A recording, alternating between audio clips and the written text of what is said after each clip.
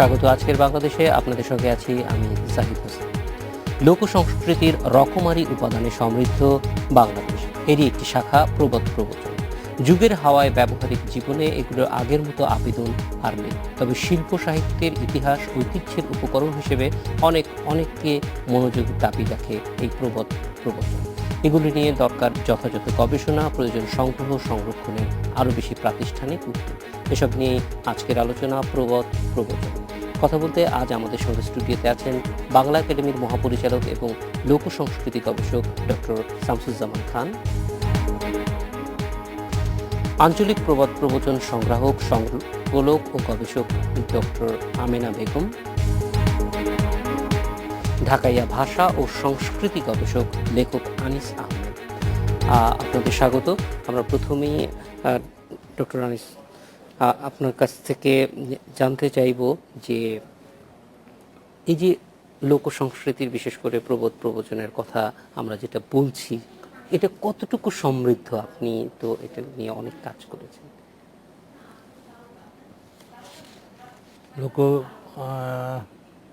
লোকজ সংস্কৃতির ক্ষেত্রে প্রবাদ প্রবচন তো খুবই একটি গুরুত্বপূর্ণ বিষয়। তবে আমাদের এখানে কিন্তু এই বিষয়টির গভীরতর কোনো চর্চা হয় না, এখন পর্যন্ত হয়নি। সমস্যা সেইটি। আমরা টাইলরের কথা জানি, তিনি প্রবাদের চর্চা করেছিলেন। ফিনল্যান্ডে মাট্টিকুস্সি, তারপর আরব ওয়ার্ল্ডে একজন আছেন, যদিও ইসরায়েলের, গালিদ হাসান রকিম। এরা প্রবাদ নিয়ে প্রচুর কাজ করেছেন এবং প্রবাদ সম্পর্কে বলা হয়েছে যে মূল কথাটা হলো wisdom of many, wit of one.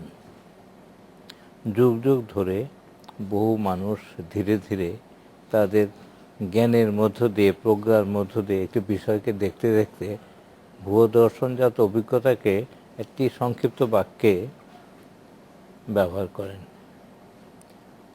এবং সেটি হয়তো আরও পরিশীলিত হয়ে অন্যজনের কাছে আকস্মিকভাবে তিনি এমন মোক্ষমভাবে তার ব্যবহার করেন যাকে খুব উইটেই বলা হয়, বুদ্ধিমত্তার সঙ্গে ব্যবহার করা, বা যাকে বলতে পারি আমরা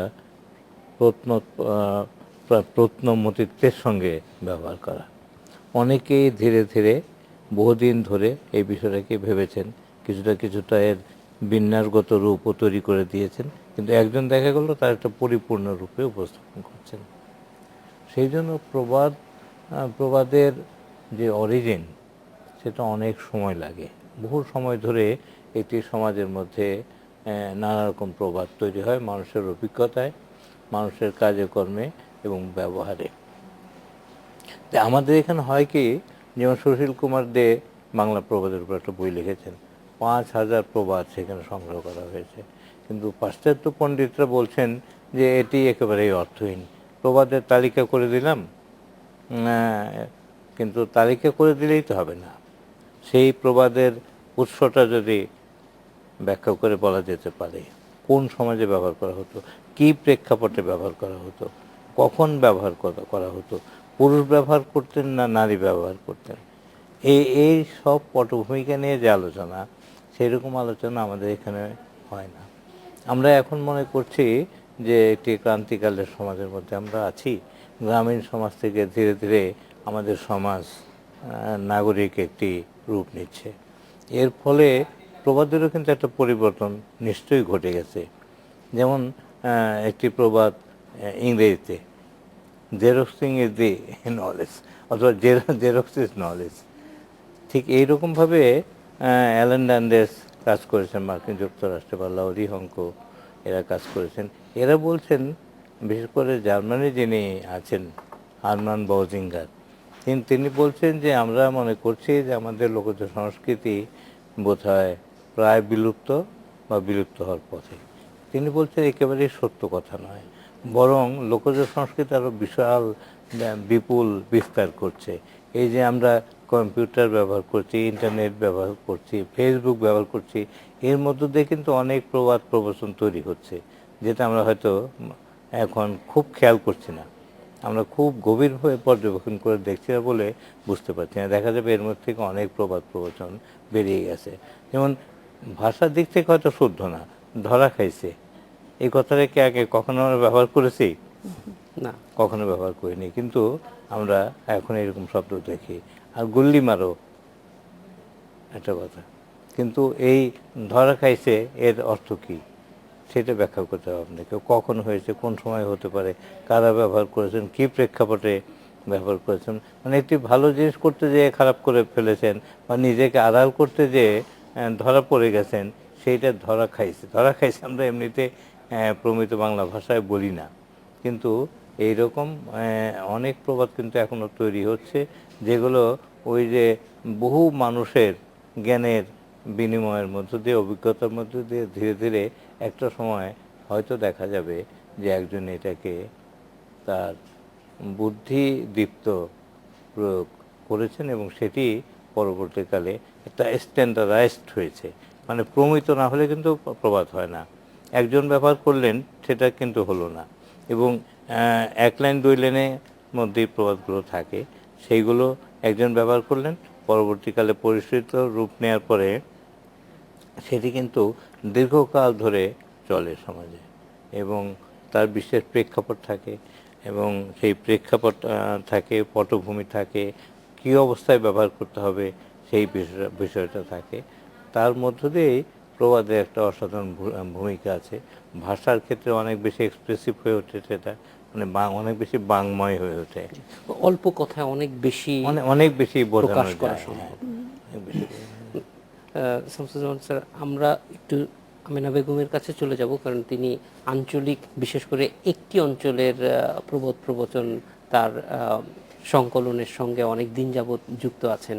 আমরা দেখেছি যে বিশেষ করে নোয়াখালী অঞ্চলের যেসব প্রবাদ আছে, এবং সিলেট অঞ্চলেরও কিছু কিছু প্রবাদ আপনার সংকলনের মধ্যে আমরা দেখতে পেয়েছি। এই কাজটা করতে গিয়ে আপনার কাছে কি মনে হয়েছে যে অনেক দিন যাবত একটা প্রচলিত বিষয়, সেই জিনিসটাকে আপনি একটা দুই মলাটের মাঝখানে নিয়ে এসেছেন, সেইটার অভিজ্ঞতা যদি একটু আগে প্রথমে বলেন। আমার কাছে যেটা মনে হয়েছে, আমরা খুব ছোট থেকেই একদম যখন বুদ্ধিবৃত্তি আমাদের বিকাশ হয় তখন থেকেই দেখেছি, শুনে এসছি যে আমার মা যে কোনো সময় যে কোনো একটা ইয়েতে ঠিক লাকসই প্রযুক্তি যাকে বলে ঠিক সেভাবে যে যে কোনো ধরনের প্রসঙ্গে উনি একটা করে প্রবাদ বলে ফেলতেন। এটা ওনার একদম মজ্জাগত ছিল, ওনার স্মৃতিশক্তি খুব প্রখর ছিল। তো আমি যখন মানে ওনার বয়সকালে উনি যখন বৃদ্ধ হয়ে আসেন তখনও দেখেছি যে উনি কন্টিনিউয়াসলি এগুলা বলে থাকেন। আমার হঠাৎ মনে হলো যে আমরা ওনারা যতটা স্বতঃস্ফূর্তভাবে বলছেন কিংবা মনে রাখতে পারছেন, আমি সেটা পারছি না। আমার পরবর্তী প্রজন্ম আরও পারবে না, এবং তারা আমাদের পরবর্তী প্রজন্ম বেশিরভাগই পশ্চিমমুখী হয়ে গেছে, সেই জন্য এগুলো হারিয়ে যাওয়ার পথে। সেজন্য আমার মনে হলো যে এগুলোকে আমাদের ধরে রাখা প্রয়োজন, এবং পরবর্তী প্রজন্মের কাছে যদি আমরা এগুলো পৌঁছতে পারি তাহলে একেবারে এগুলো হারিয়ে যাবে না, হয়তো ভবিষ্যতে এগুলো আবার চলে আসবে ব্যবহারের মাধ্যমে। তো সেই জন্যই আমি আমার মা পরপারে চলে যাওয়ার আগে হঠাৎ করে বছর দুয়েক আগের থেকে ওনার বলা যেগুলো যখন যে সময় বলতেন আমি একটা নোট করে রাখতাম আর কি। তারপরে হঠাৎ করে মানে এটা খুব হঠাৎভাবে, যেহেতু উনি হঠাৎ করে চলে গেলেন, তখন একটা আবেগের ইয়েতেই আমি 2 মাসের মধ্যে একটা চটি বই বের করলাম। সেটা শুধু নোয়াখালী অঞ্চলের প্রবাদ ছিল।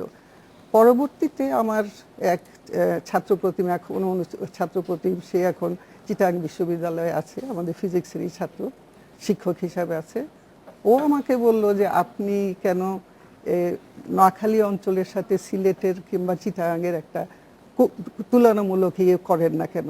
তখন আমি বললাম আমার তো তাহলে ইয়ে লাগবে, জোগাড় করতে হবে। তখন ও আমাকে তখনই সিলেটের দেয়ান মুস্তাবা আলীর একটা সংকলন আছে, খুব ভালো মাঠ পর্যায়ে কাজ করে, এটা একটা সংকলন, সেই সংকলনের বইটা আমাকে দিল। তখন আমি এই দুটো বই নিয়ে বসে একসাথে বসে নোয়াখালী এবং সিলেটের প্রবচনগুলার কম্পারেটিভ একটা করলাম, করে আর কি সেটা পরে ইউপিএল থেকে তারা ছাপিয়েছেন এই বইটা। এবং এটার মধ্যে সাধারণভাবে যেটা স্যার বলছিলেন যে প্রমিত যে প্রবাদ প্রবচন আছে সেইগুলিও কিছু কিছু আছে একটা, সেটা দেওয়ারও একটা কারণ হচ্ছে যেটা খুব বেশি আমরা আমাদের জি বলেন। আপনারা যেটা বললেন সেটা ঠিকই আছে, মানে নোয়াখালীর প্রভাব তার আঞ্চলিকতা থাকবেই, এবং সেটা একটা প্রমিত রূপ পাবে, নোয়াখালীরই একটা রূপ পাবে। কারণ ফোকলোর কিন্তু ভেরিয়েশন ইজ ফোকলোর। এই নোয়াখালীর একটা টেক্সট তার সঙ্গে সিলেটের একটা টেক্সট মিলবে না, হয়তো সামান্য একটু পার্থক্য আছে। লিটারেচার বা সাহিত্যটা যেরকম ফিক্সড, ওটার পরিবর্তন করা যাবে না। রবীন্দ্রনাথ যা লিখে গেছেন সেটা পরিবর্তন করা যাবে না। ফোকলোর কিন্তু পরিবর্তিত হবে। সেই পরিবর্তনটা হয় তার কারণ আঞ্চলিকতার জন্য, বিভিন্ন অঞ্চলের যে ভাষাগত বৈশিষ্ট্য সেই জন্য। আর দ্বিতীয় কারণ হলো যে এটি তো মুখে মুখে চলে, মুখে মুখে যে জিনিসটা চলে সেই জিনিসের মধ্যে পরিবর্তন আসতেই হবে। প্রবাদগুলোর বক্তব্য একই, ভাষাটা আলাদা, বক্তব্য একই, হয়তো ভাষা শব্দের একটু হেরফের আছে। যেমন কারো পৌষ মাস কারো সর্বনাশ, সেটাও হয়তো দুটাতেই, একটু হ্যাঁ। ভিন্ন ভাবে আছে ভিন্ন। সিলেট এবং নোয়াখালী অঞ্চলে। আমরা আনিস সাহেবের কাছে একটু যাব যে বিশেষ করে ঢাকা অঞ্চলের নিয়ে আপনি কাজ করছেন, এইখানকার অভিজ্ঞতাটা, কারণ শহুরে মানুষের কাছে কারণ কি ধরনের প্রবাদগুলি কি রকম, কোনো ভিন্নতা আছে কিনা, কোনো আলাদা বৈশিষ্ট্য আছে কিনা? আমি প্রথমে এবার একজন ঢাকাইয়াকে 21শে পদক দেওয়ার জন্য মাননীয় প্রধানমন্ত্রী এবং সরকারকে ধন্যবাদ জানাই। পেয়ারু সর্দারকে এবার 21শে পদক দিয়েছেন, উনি একজন উর্দুভাষী ঢাকাইয়া। আর এই মার্চ মাসে 25শে মার্চ যখন কাল রাত্রে এসেছিল, তখন এই ঢাকার লোকরা অনেক শহীদ হয়েছিল এই প্রথম প্রতিরোধ যুদ্ধেও। তাদের প্রতি আমি শ্রদ্ধা জানাই। এখন ঢাকাইয়াদের ব্যাপারটা হলো কি, যে ঢাকাইয়াদের কিন্তু দুটো আপনার গোত্র আছে। একটা গোত্র হলো যারা বংশ পরম্পরায় বাংলা ভাষাভাষী, আরেকটা হলো যারা মোগল ঢাকার থেকে 400 বছরের ধারাবাহিকতায় যারা মানে তখনকার জন্য বহিরাগত, কিন্তু বংশ পরম্পরায় 400 বছর এরা এখানে থেকেছে। এই উর্দুভাষী ঢাকাইয়া, বাংলাভাষী ঢাকাইয়া। এখন বাংলাভাষী ঢাকাইয়াদের যেগুলি প্রবাদ প্রবঞ্চন, সেগুলি আপনি যেমন সিলেট, নোয়াখালী ভিন্ন রূপে আপনি পাবেন, এখানে পাবেন কিছুটা পাবেন একদম ঢাকাই। আর যেমন একটা কথা বলি, যে ছোটবেলা আমরা শুনেছি যে মুরব্বীরা বলতো, যদি পরে কহর তবুও ছাড়িও না শহর। মানে শহরটা থাকতে হবে, শহরে জীবন ধারণের জন্য একটা বিকল্প একটা পথ খুঁজে পাওয়া যায়। কহর বলতে মানে যদি একটা মানে ভয়াবহ অবস্থাও হয়, তাও শহরে জীবন ধারণের জন্য একটা উপায় খুঁজে পাওয়া যাবে। আর হিন্দুস্তানি মানে যারা উর্দুভাষী ঢাকাইয়া, তাদের যে প্রবাদ প্রবঞ্চন, তারা কিন্তু এদের এই বংশ পরম্পরায় চলে এসেছে। এবং যে যখন ছোটবেলায় দেখেছি যে দাদি নানি খালা খালু মা বাবা কথা বলতেন, বা কোনো একটা প্রসঙ্গ নিয়ে কথা হতো, তখন কিন্তু ওগুলি চলে আসতো।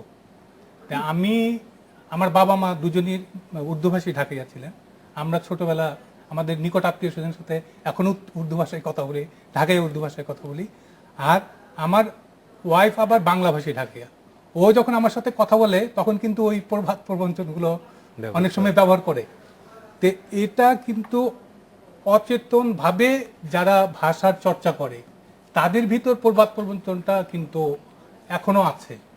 আর যারা সচেতন হয়ে গেছি আমরা, মানে অতি সচেতন, মানে আমরা যারা নিজেদের রুটসকে আর এখন আর ধরে রাখতে চাই না, তারা কিন্তু এগুলিকে আমরা এড়িয়ে চলি, মনে করি এগুলি বললে বোধহয় এটা আমার দুর্বলতা বা আমার যেমন আপনার এই যে একটা কথা আছে, মনমান শেখ ফরিদ বাগাল মিট।